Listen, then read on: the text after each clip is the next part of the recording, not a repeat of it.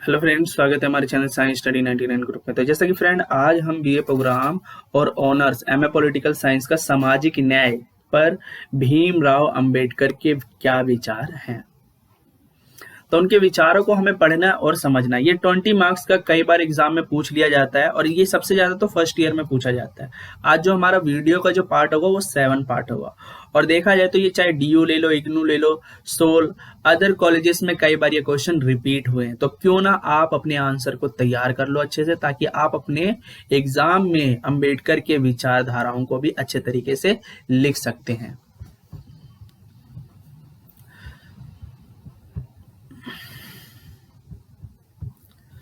तो प्यारे मित्रों, यहाँ पे हम बात करते हैं कि सामाजिक न्याय पर भीमराव अंबेडकर के कुछ विचार थे। उन्होंने अपने विचारों को इस प्रकार से स्पष्ट करा ताकि समाज में निम्न वर्गों को भी कहीं ना कहीं आरक्षण मिल सके, क्योंकि निम्न वर्ग के जो लोग थे वो कहीं ना कहीं उनके साथ भेदभाव होता था। तो आइए इसे ध्यान से पढ़ते और समझते हैं। तो सामाजिक न्याय पर अंबेडकर के विचार। भीमराव अंबेडकर को दलित विचारक के रूप में पहचाना जाता है। अंबेडकर ने अपनी भारतीय राजनीति, समाज या जाति व्यवस्था को गहराई से अध्ययन किया है।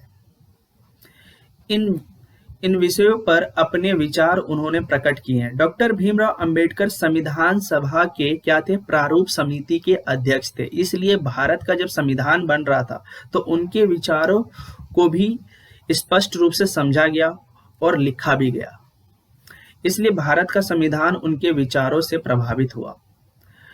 उनके सामने एक बहुत बड़ी समस्या थी कि किस तरीके से कैसा संविधान बनाया जाए जिसके जरिए सामाजिक, आर्थिक और राजनीतिक न्याय की स्थापना की जा सके। इसलिए डॉक्टर भीमराव अंबेडकर ने पिछड़ी जाति के आरक्षण का समर्थन किया और भेदभाव को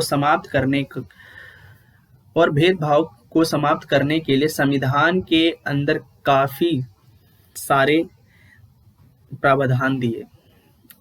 अंबेडकर ने दलितों के साथ साथ होने वाले भेदभाव का खुद सामना किया, क्योंकि वह खुद भी दलित जाति से थे।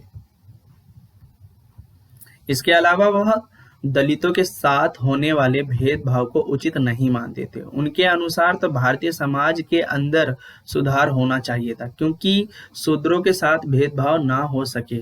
अंबेडकर के अनुसार हिंदू समाज के अंदर जो सबसे बड़ी बुराई है वह क्या है? असमानता, भेदभाव।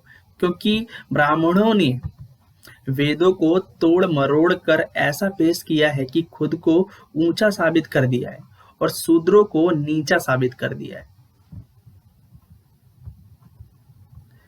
तो प्यारे मित्रों, अब हम बात करते हैं अस्पृश्यता का अर्थ बताइए। तो अस्पृश्यता का मतलब समझो। आज के मौजूदा समय में क्या है? कोविड यानी कोरोना वायरस है। तो कहीं ना कहीं ये क्या है? किसी के टच में आने से भी बीमारी फैलती है। तो इसका आज जो संपूर्ण जो अर्थ है, आज बताने में भी सरल लगता है। तो जैसा कि आपने अभी समझा होगा कि अस्पृश्यता का मतलब क्या होता है। अंबेडकर ने हमें अस्पृश्यता का मतलब बताया है कि उनके अनुसार अस्पृश्यता एक ऐसी स्थिति है जिसमें नीची जाति के लोगों को अपवित्र मान के उनके साथ भेदभाव किया जाता है। अंबेडकर ने एक किताब लिखी है, अछूत कौन है, जिसमें उन्होंने छुआछूत के उदय के बारे में बताया है और छुआछूत को दूर करने के लिए उन्होंने सुझाव भी दिए हैं।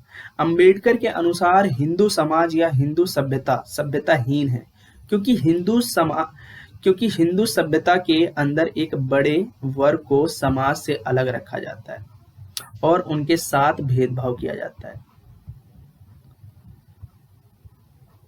तो प्यारे मित्रों, अब हम बात करते हैं कि जाति प्रथा के दोष। अंबेडकर ने जाति प्रथा के दोषों के बारे में भी बताया, क्योंकि जाति प्रथा ही कारण है जिससे शूद्रों को अपमान की जिंदगी जीने पड़ी और अपमान को बर्दाश्त करना पड़ा। इसके कई कारण हैं। जाति प्रथा को जन्म के आधार पर मान्यता दी जाती है, लेकिन यह ठीक नहीं है। क्योंकि व्यक्ति किसी भी परिवार में पैदा होता है, तो कहीं ना कहीं अगर आज के मौजूदा समाज में देखा जाए ना कि जो बच्चा किसी भी परिवार में अगर जन्म लिया जाता है तो उसे जाति के साथ जोड़ दिया जाता है।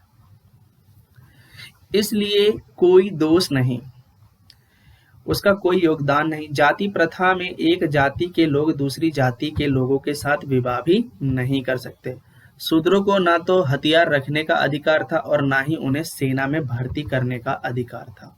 इसलिए शूद्र अपनी स्थिति में सुधार लाने के लिए ना तो वो क्रांति कर सकते थे, ना ही वो संघर्ष कर सकते थे। तो शूद्रों को संपत्ति रखने का भी अधिकार नहीं था और ना ही शिक्षा का भी अधिकार उनके पास बिल्कुल भी नहीं था, यानी वो शिक्षा भी प्राप्त नहीं कर पा रहे थे। तो जिस शूद्रों की स्थिति में सुधार नहीं हो पाया है और ना ही उनका विकास हो पाया है, तो उच्च जाति के जो लोग हैं नीच जाति के लोगों से कोई भी काम जबरन करवा सकते हैं। इसके अलावा समाज के अंदर जितने भी नियम है वह ऊंची जाति द्वारा ही बनाए गए हैं। यहाँ तक कि उच्च जाति के लोगों के पास अधिकार था और वह निम्न जाति के लोगों को जान से मार भी सकते थे। इस तरीके से अंबेडकर ने यह बताने की कोशिश की है कि दलितों के साथ शूद्रों के साथ भेदभाव किया जाता है और उनका शोषण किया जाता है और दलित अपनी स्थिति में सुधार नहीं ला सकते क्योंकि वो बहुत ज्यादा क्या है, कमजोर है। वह कोई भी क्रांति नहीं कर सकते, संघर्ष भी नहीं कर सकते। उनकी संघर्ष करने की जो इच्छा है वो मर गई है, समाप्त हो चुकी है। प्रथा की समाप्ति पढ़ते हैं प्यारे मित्रों।